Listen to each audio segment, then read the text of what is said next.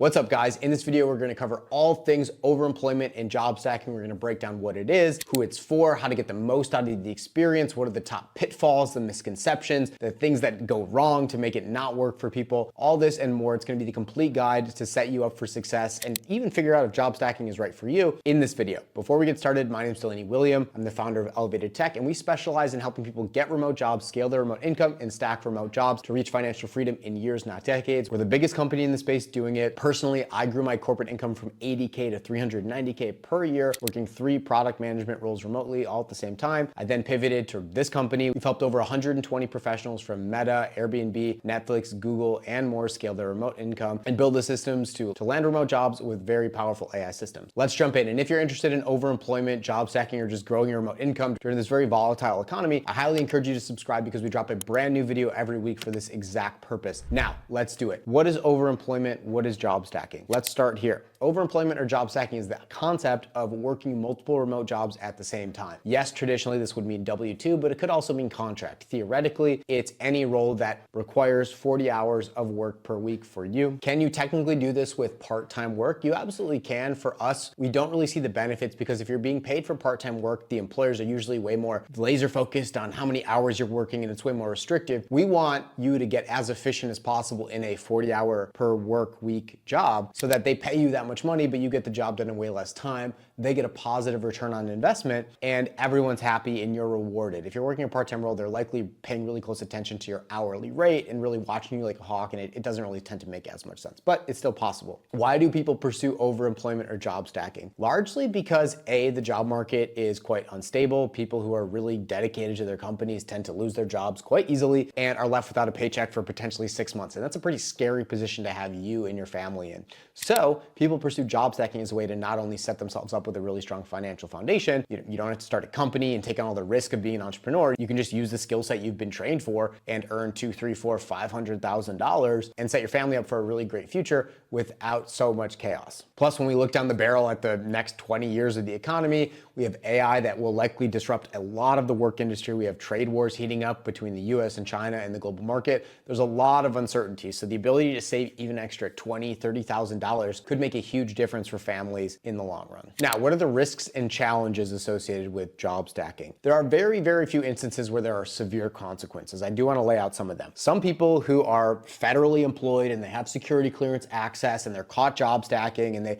put some security clearance information at risk, those people have gotten sentenced to jail or something bad has happened to them. So if that is you and you have some extra circumstances that might mean you could be in really hot water if you were caught working multiple jobs, definitely don't do it, or talk to a lawyer and make sure it's okay for you to do so. Now, for most people, there's no legislation that outright makes working multiple jobs illegal. However, there likely is some sort of employment contract in place with your employer where it says you shouldn't work multiple jobs. Now, most senior executives either have their own startup or they're on a board of another company, so they're by default breaking these rules themselves. So honestly, now that's a bit interesting and hypocritical in my opinion, but nevertheless, you would be violating these terms likely. So what are the implications you should be considering? Again, these things could change over time, but as of mid 2025, I've never really seen a company legally pursue someone for being overemployed because it's just not worth the legal hassle and the fees and the headache to do so. The worst thing that traditionally happens is you could get let go from that role. So if we're looking at this risk reward trade-off, okay, I work one job, I might be super loyal to this company, they have a rough quarter, they let me go, I potentially don't have income for 3 to 6 months, which is very realistic in this job market. That could happen if you work just one job. You could go unemployed for a very long time even though you did everything right. With overemployment, again, if you don't make any dumb mistakes and you keep doing high quality work and keep your employers happy, likely you can just keep coasting. But in a worst case scenario where you get let go from a single job, okay, you had 2 income sources, one of them found out and let you go, you got fired. Okay, well, you still have one job and you're still earning that income source. So even if you did get caught in one of your roles, you would still be in a better position than if you potentially got let go from your other job. So again,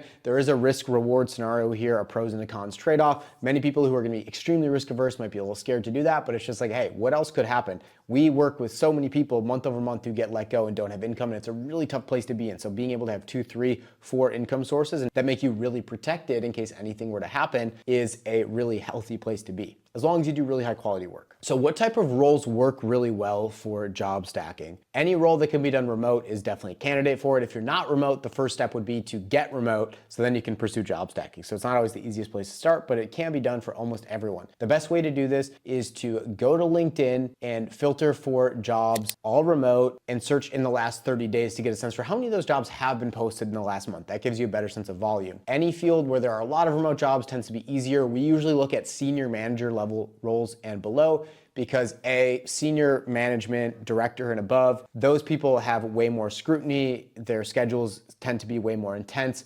We find that the manager, senior manager level is a little more chill, a little more relaxed, and it tends to be much easier to automate and outsource your work, do a good job, but you're not having too many eyes on you to make this much more challenging or impossible to handle. Off the cuff, some of the best fields are sales, marketing, product management, project management, really anything in the tech sector that could be quality assurance or engineering, UX design, data analytics are really great fields for this. Additionally, business analyst, finance, accounting, those are great fields. And there are plenty I haven't mentioned, but if it's a big field of work that most companies have that job and it can be done remotely, it's probably a pretty good fit for job stacking. One other consideration is that you do not want to work for two directly competing companies. This is another place where you could get in hot water if there are trade secrets that you could be accidentally passing back and forth. That could put you in hot water. That could get you in legal trouble. So make sure if you're going to be job stacking, you can do the same role, but you can do it for different companies that do not compete with each other. How do you realistically manage your time across 2 or 3 different jobs? It might sound crazy for a lot of you. You might have a lot of skepticism of if this is even possible, but here's the question for you is, have you ever actually tried? Have you ever started a job with the intention, I'm going to see how I can get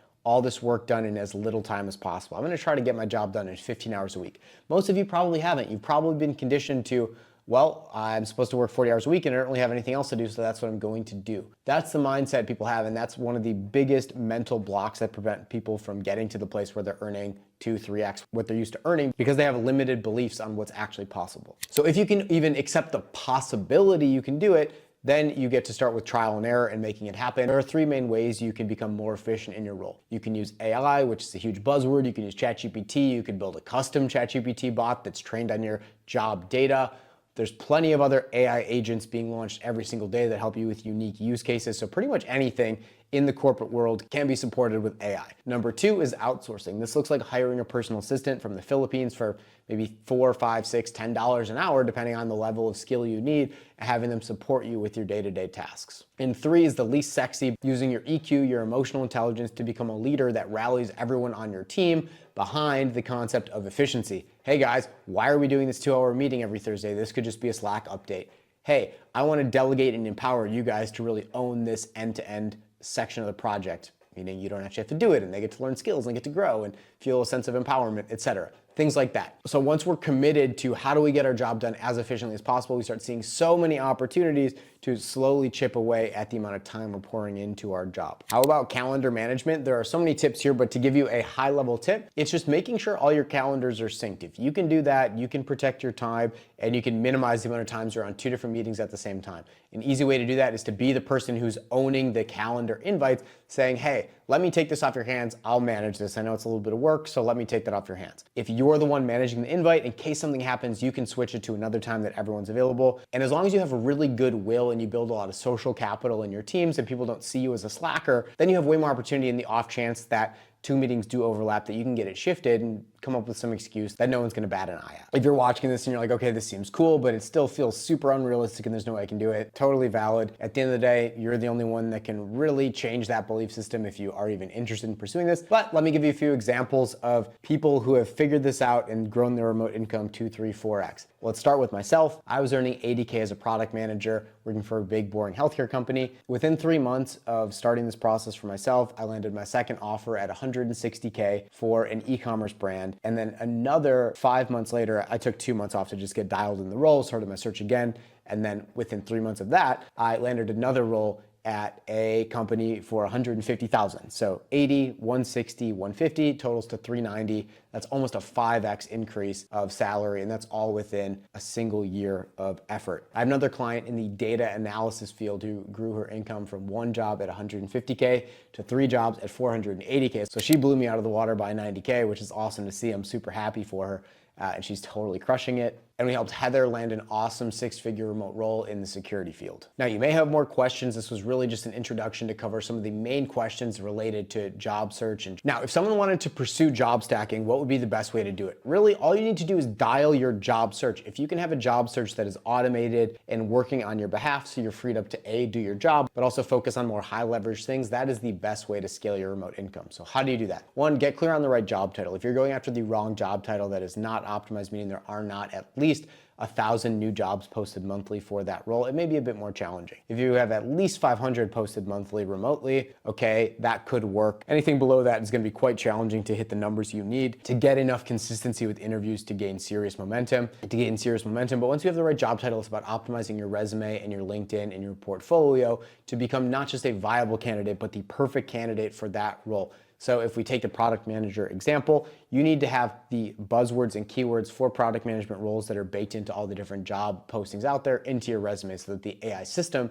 thinks you're a good fit for the role. You also have to be showcasing yourself as a true leader who's bringing a ton of value to the organization. Quantification is great on your resume and your LinkedIn, but if you're not quantifying the right things, no one's gonna care. No one cares about the amount of work or the effort you put out. It's about the ROI you created in your role and in your company. So make sure you're focusing on ROI when you're quantifying. But if you nail those two things, you'll be much better positioned to get more interviews. And the last big component is volume. If you apply to 2,000 jobs per month and only get 1% response rates from recruiters, that's at least 20 interviews per month. So all things being equal, if you can just optimize the volume of applications you're getting out, you can win in the job market no matter what. This is what we personally specialize in. So if you want us to apply to 2,000 jobs for you every single month, done for you, don't have to lift a finger, head over to elevatedtech.us. We can get you going. Otherwise, figure out how to just be more efficient in your job search. If money's tight, you can't invest in yourself to do that. Figure out how to get more efficient. There's a plugin called Simplify that you can download on Chrome, which will auto-populate answers